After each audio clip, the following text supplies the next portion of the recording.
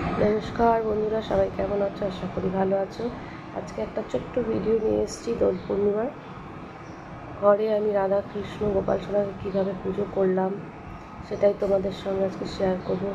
খুব ছোট্ট একটা ভিডিও, পুরোটা দেখো, স্কিপ করো না কেউ।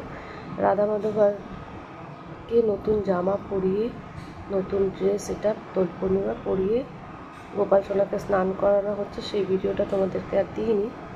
গোপাল সোনাকে সাজিয়ে, রাধা মাধবকে সাজিয়ে একবারে তোমাদেরকে দর্শন করাবো যে গোপাল সোনার আর রাধা মাধবের নতুন জামা, ফুল, আবির দিয়ে আজ কীভাবে পুজো করলাম।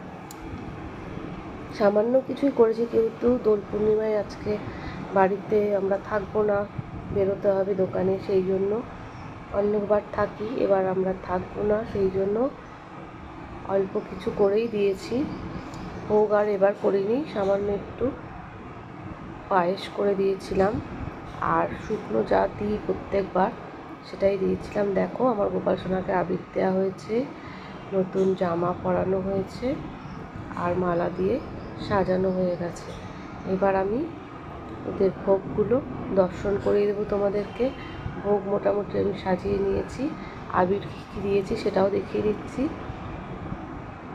3 রকমের আবির নিয়ে এসেছিলাম। এই আবিরটা থালায় নিয়ে সমস্ত ঠাকুরকে দেওয়া হয়েছে।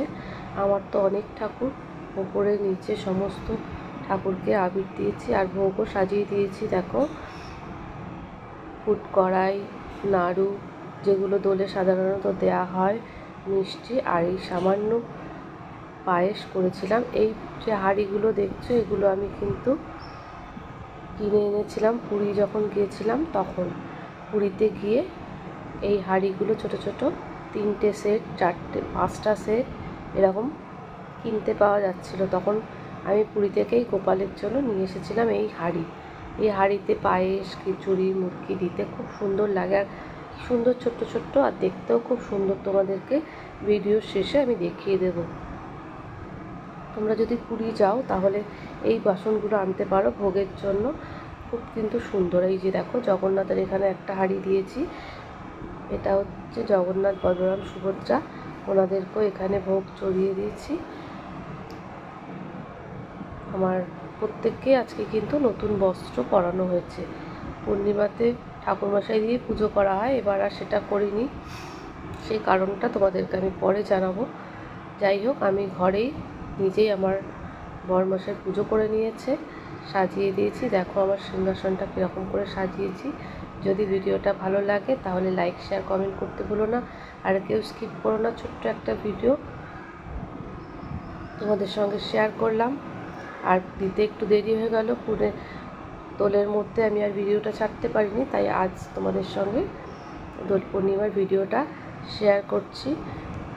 আমার সমস্ত ঠাকুর দেয়া হয়ে গেছে, সবাইকে ফুল দিয়ে নতুন বস্ত্র সব ঠাকুরকে পরানো হয়েছে, মালা দিয়ে সাজিয়ে ভোগ নিবেদন করা হয়েছে। ভোগ দিয়ে তারপর আমি আরতি আর ধূপ ধুনোটাও জ্বেলে দিয়েছি, আর গোটা 5 রকম ফল দিয়েছি, যেটা রাধা মাধবের উদ্দেশ্যে দেয়া। এই গোটা ফলই আমি দিই।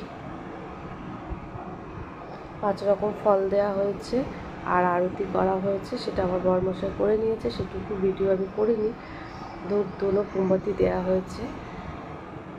এবার তোমাদের সঙ্গে শেয়ার করছি এই 3টে হাঁড়ি। এই হাঁড়ি 3টে আমি পুরী জগন্নাথ মন্দিরের ওখানে যখন গেছিলাম, ওখানে দেখছিলাম সুন্দর এই হাঁড়িগুলো বিক্রি হচ্ছে, আমার খুব পছন্দ হয়েছিল, সেই জন্য ওখান থেকে আমি নিয়েছিলাম জগন্নাথ, বলরাম, সুভদ্রা আর গোপাল আর রাধা কৃষ্ণের জন্য। দেখো, তোমাদের কি যদি এই হাঁড়িগুলো পছন্দ হয় তাহলে তোমরা পুরী গেলে কিন্তু কিনতেই পারো। আমার এই হাঁড়িগুলো কেমন হয়েছে, আর আমার ছোট্ট করে পুজো করেছি এবার, তোমাদের কেমন লাগলো সেটাও তোমাদের আমাকে কমেন্ট বক্সে এসে জানিও। অনেক অনেক ভালোবাসা রইল ভিডিওটা দেখার জন্য। যারা আমার ভিডিওটার সাথে ছিল তাদেরকে অসংখ্য ধন্যবাদ। টাটা, বাই বাই, ভালো থেকো, সুস্থ থেকো।